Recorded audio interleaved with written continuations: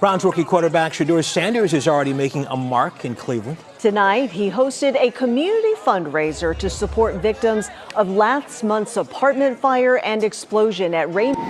Everything transpired. I was out of town, so I was like, nah, the first thing I do when I get back, definitely come to the community. Well, first of all, this is the very brief time off that all NFL players have. So there's no need to be in Cleveland right now. The rookies, again, report on Friday.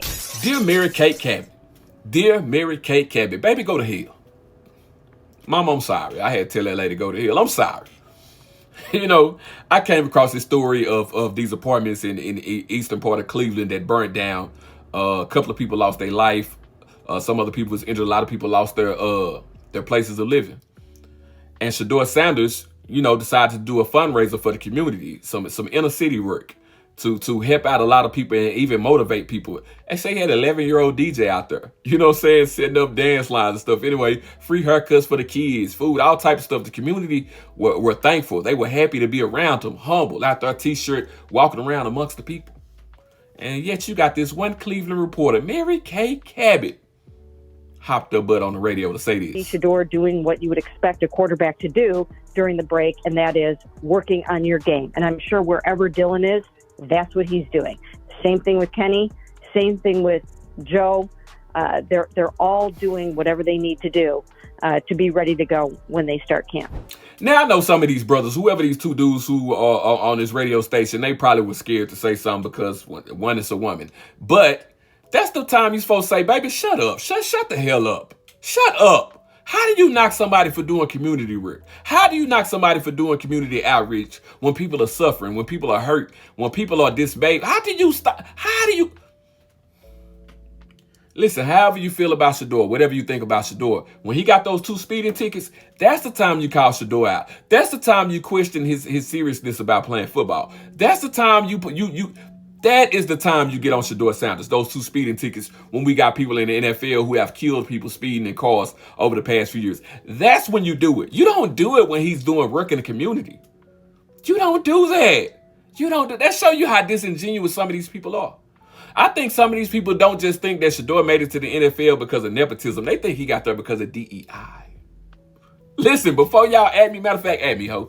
Before y'all come at me, just be honest. Because a lot of people are disingenuous. They will, no, that's not me. Here you go, playing the Discord and this and that. How do you call somebody out for doing community work?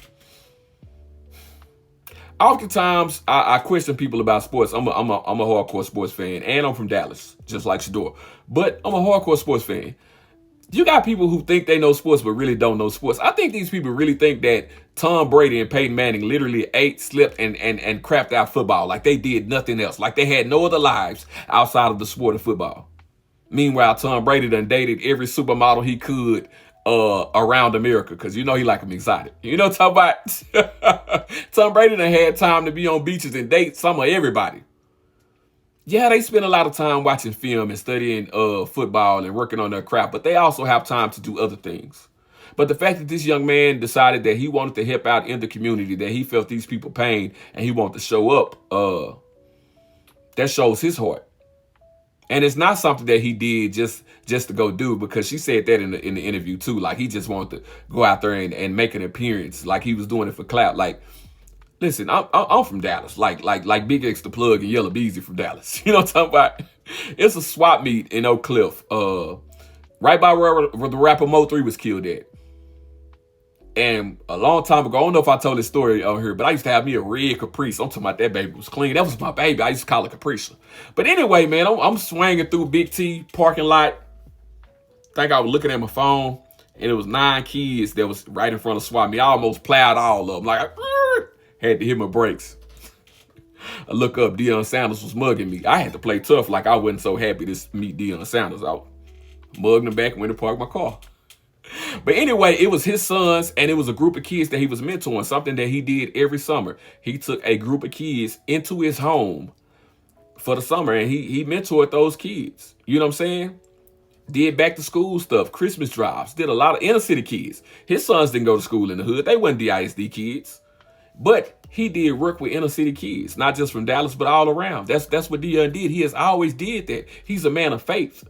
a man of faith, and he raised his kids that same way. So they have a heart to give back and to work. Ever since Shedeur made it into that community, he decided to go out into the Cleveland streets and meet people and help out and make himself known. Whether he's the starting quarterback, the backup, whether he makes the team or not makes the team, he decided to be somebody that gives back.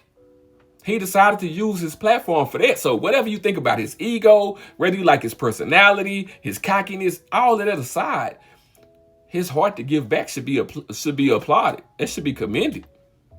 You know what I'm talking about? But the fact that this lady said that whatever he was doing wasn't even going to help that much in the end, like, baby, that show you what they really think. That show you what they really think. It's deep. Sometimes it's deeper. Now, I was one of those people that, like I said, when he was drafted, I was like, I don't want to just say the NFL colluded against Shedeur. I think his dad rubbed him the wrong way, and Shedeur probably was a little too cocky, and they rubbed him the wrong way. I truly believe that. But the boy can play. The boy can play.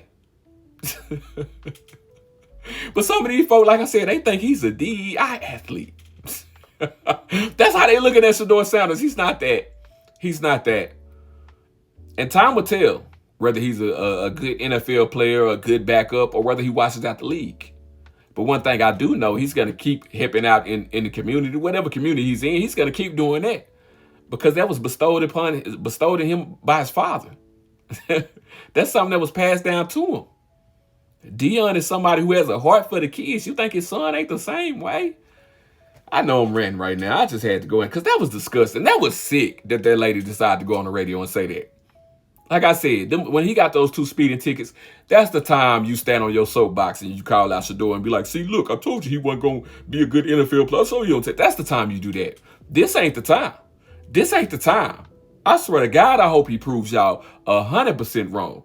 I hope she turns into a star in Cleveland. I really wish he could leave Cleveland and go be a star somewhere else, but I hope he turns into a star in Cleveland.